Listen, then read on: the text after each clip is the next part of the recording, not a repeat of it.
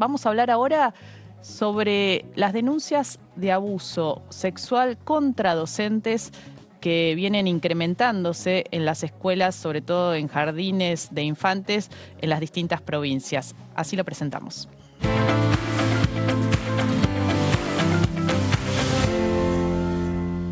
Durante los últimos meses se ha producido una escalada en las denuncias de abuso sexual por parte de docentes en el nivel inicial. De acuerdo a un relevamiento de la agrupación Con los chicos no, con los docentes tampoco, en marzo se registraron 4 denuncias, en abril 9 y en mayo 19. Un aumento vertiginoso que habilita el miedo y la desconfianza entre familias y escuelas. Si bien casi nunca se les brinda la continuidad informativa necesaria ni un tratamiento adecuado, muchos de los casos tienen un fuerte impacto mediático y abren heridas difíciles de cerrar en el tejido de la comunidad educativa. El debate detrás de la espectacularización de los medios sobre estos temas tiene a la educación sexual integral en el centro y a la construcción de comunidades educativas que pueden abrir la escucha y agudicen las conversaciones de un conflicto que está más cerca del pánico sexual, los discursos de odio y las fake news que de un abordaje serio sobre un problema real. Hoy, en Punto Género, analizamos las razones por las que vienen aumentando las denuncias de abuso en las escuelas de nivel inicial y su tratamiento mediático.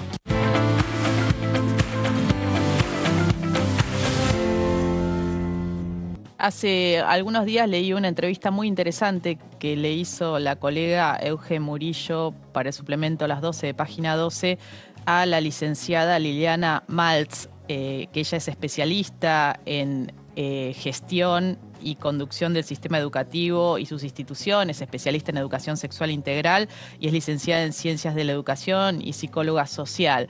Y la tenemos hoy en el programa porque después de leer esa entrevista me quedé pensando y mucho en relación a esto, ¿no? Porque llama la atención el incremento de las denuncias contra docentes y todo lo que trasciende, ¿no?, a estos hechos. Buenas noches, gracias por acompañarnos. Buenas noches, gracias a vos y gracias por que en un medio y también en el de tu colega se pueda abordar el tema que no sea decir un docente es pedófilo, un docente es abusador y se pueda pensar desde un lugar más complejo, ¿no?, poniendo distintas variables en la mesa. Y es difícil, porque sabemos que cuando ocurre la denuncia, bueno, está por supuesto que uno le cree a quien pone en palabras un hecho o una situación tan dolorosa y sabemos que a veces hay que esperar el momento en que se ponen palabras.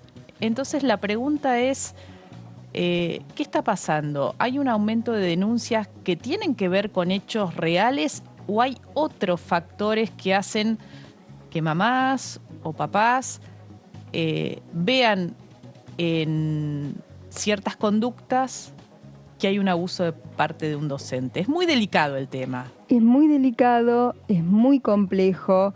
Yo creo que hoy excede a la escuela y que amerita, decía en la nota Eugenia, que trabajadoras sociales, abogados, antropólogos, psicólogos, pedagogos puedan pensarlo. Por supuesto que son situaciones donde uno siempre va a defender los derechos de las infancias y sobre todo y de la mano de la ESI, la protección en relación a situaciones de maltrato y abuso. De hecho, las estadísticas dan cuenta que la ESI es una herramienta central en la prevención del abuso y han detectado y ha permitido detectar muchísimas situaciones de abusos que en su mayoría son intrafamiliares. ¿Qué pasa ahora en las escuelas? A ver, por un lado yo creo que hay como una gran sensibilización y temor a que los hijos o las hijas y les hijes sean abusados y se empiezan a leer cuestiones desde un lugar patológico cuando no lo es. Por ejemplo, un maestro abraza, un maestro toca, entonces hay como una hipersensibilidad y te tocó, ¿y dónde te tocó? ¿Y cómo te tocó? Bueno, y de esto ya se sobreentiende, se supone que hay una situación de abuso o de avasallamiento del cuerpo, entonces va al grupo de WhatsApp y del grupo de WhatsApp a los medios, o sea, se va armando toda una situación que dista de una situación real de abuso, para lo cual la escuela y los les docentes son defensores y guardianes de estos derechos de la infancia. Claro, acá el riesgo es, bueno, ¿cuándo saber que hay una lectura equivocada de ciertas conductas o ciertas situaciones y cuándo sí es real, ¿no? Muchas veces hemos visto que desde las comunidades educativas se convoca a los medios, ¿no? Se hace estas manifestaciones acusando a docentes, se inician las investigaciones judiciales, que es el camino que se debe dar. ¿Y en qué quedan estas investigaciones? Digo, porque en el informe dábamos cuenta de un incremento de las denuncias, pero después no hay seguimiento, no sabemos qué pasó. ¿Cuál es la mirada que vos tenés en relación a esto?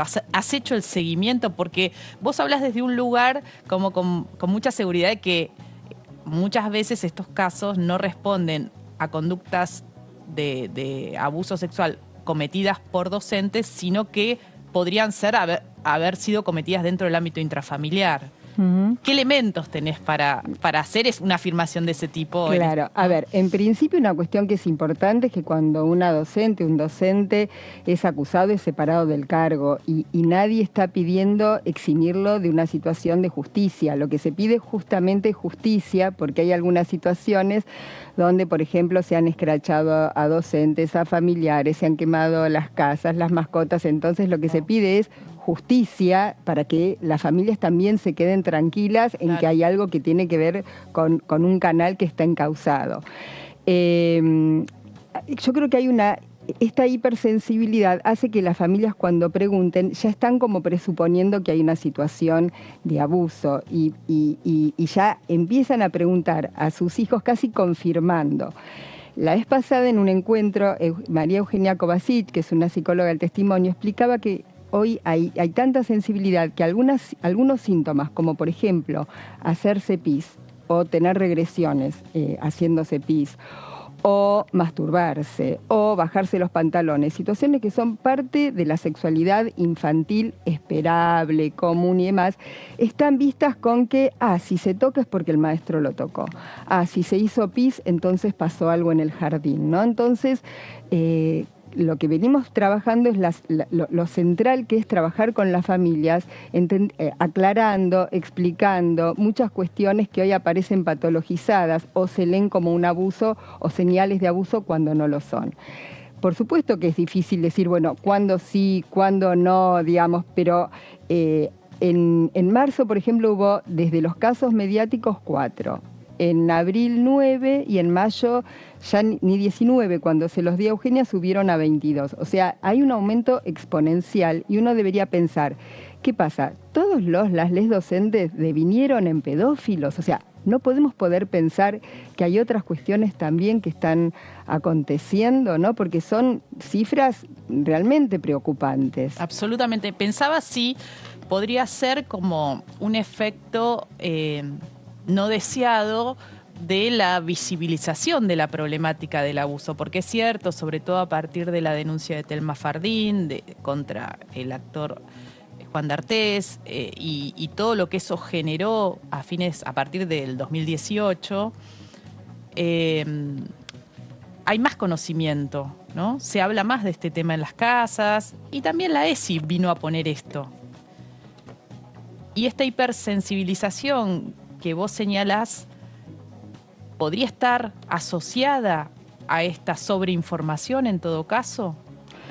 Creo que no hay una sola relación lineal. Creo que puede ser una de las cuestiones. También puede ser cuestiones que tengan que ver con interpelar la educación sexual integral y todos los avances, porque justamente en los jardines se trabaja muchísimo esto de tu cuerpo es tuyo, tu cuerpo es tu territorio, que nadie te haga algo que a vos no te gusta, poner en palabras, ¿no? Empoderar a los cuerpos de las niñeces y que se sientan felices por fuera de modelos hegemónicos. O sea, se trabaja muchísimo en lo que es la prevención del abuso sexual infantil. Entonces es llamativo esto. Pero yo creo que también hay otros factores que están incidiendo, que es que las docentes son las primeras representantes del Estado, de un Estado que a veces no satisface todas las necesidades. Y es donde se ponen también enojos, broncas, demandas no satisfechas, por supuesto, no siempre conscientes. Entonces, aparecen muchas veces situaciones que no tienen que ver con, con lo concreto, digamos, pero aparecen otras broncas, claro, otros enojos puestos en los jardines y puestos en las escuelas. ¿Y cómo te parece que se puede o se debería trabajar para recomponer tal vez ese vínculo que podría estar quebrado en la confianza, ¿no?, hacia las y les docentes?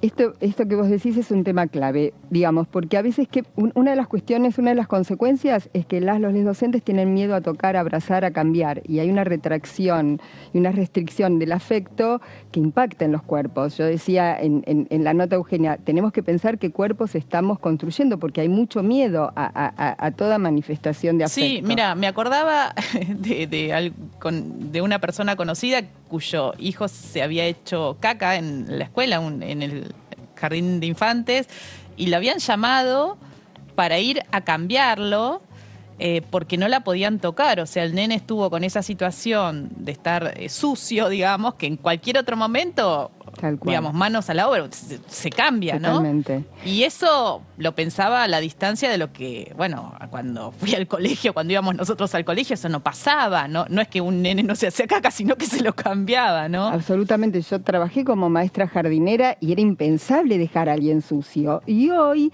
las docentes piden autorización o firman notas, o lo hacen con un testimonio presente, o directamente no los cambian y esperan que los vengan a buscar.